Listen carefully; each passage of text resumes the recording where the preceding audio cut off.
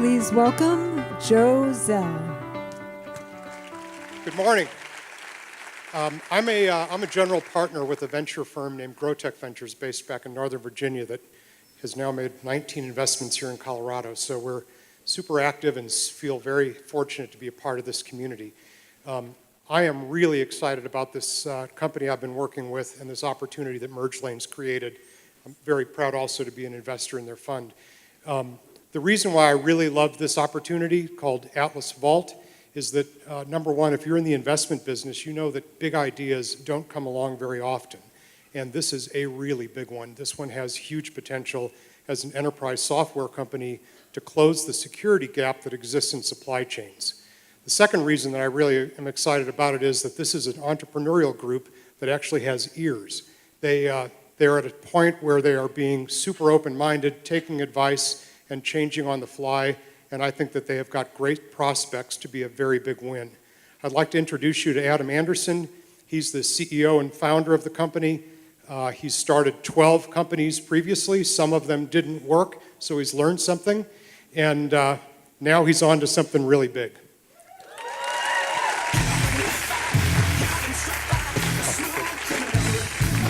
Can you hear me? Awesome.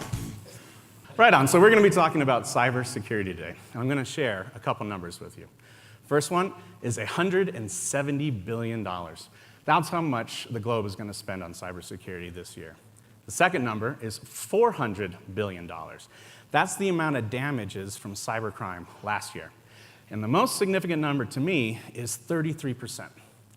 That's the amount of major hacks that came through corporate supply chains. Okay, you've heard corporate supply chains a few times. Let me tell you what I'm talking about. Anything outside of a core business, a vendor, a product or a service that they buy or use to help that core business grow. Let me give you a terrifying example of a corporate supply chain. Ah! Smart air conditioning. Wow, terrifying, right? Well, hackers went through these air conditioning units through the internet, broke into Target, and stole credit cards, causing $148 million worth of damages and a ripple effect of $200 million through the financial institutions. And maybe most fascinating, this gentleman's now the ex-CEO of Target.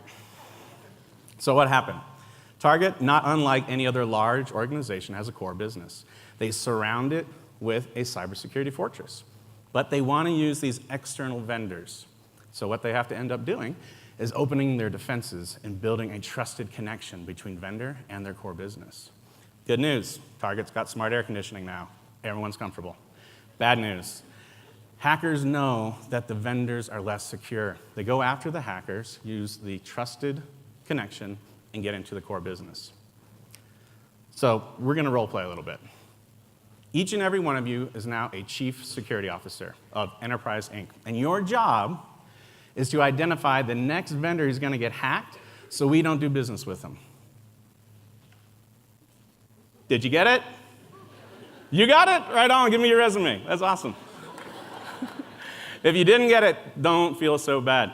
This is a problem the entire globe is dealing with. So let's dig a little bit deeper into what we're doing today. Enterprise Inc. wants to work with this vendor. In order to know they should trust them, they send a bunch of spreadsheets over email and ask for a lot of supporting documents, and they try to understand each other. And it's a one-to-one communication, and there's some problems here. Little to no transparency. We lose the documentation, and the assessments we send across are super complicated. We handle those problems by having somebody talk to somebody else. But we're not dealing with one vendor anymore. We're dealing with thousands. And this poor gentleman, he can't keep up. Let's have a little bit of empathy for him right now. Yeah, right? Poor guy. Don't worry, we're solving the problem. We wrap this manual process up in a hybrid cloud risk management platform that allows us to take these manual processes, automate them, and best of all, centrally manage to show risk. So as the Chief Security Officer of Enterprise Inc., you can look at this dashboard, see what projects are at risk and what vendors are causing the risk, and then make an intelligent business decision on how to move forward. Let's dig into what we're actually doing. Our first customer is Michelin North America. They want to do business with about 20,000 vendors, and they are right now just letting them in. We went to them and we develop product for them that allows them to understand this manual process, build controls in place to know if they're safe, and only grant the key to the vendors that they need to do business with that are safe. So what does this look like?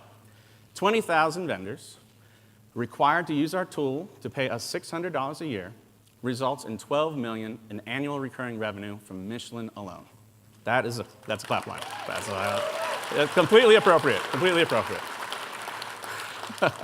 So the next thing we have going on, though, is that we didn't stop at Michelin. Just last week, we flew up to Boston, and we got BJ Wholesale to agree to be an early adopter for us as well. Yeah. So there are thousands of enterprises. There are tens of thousands of vendors.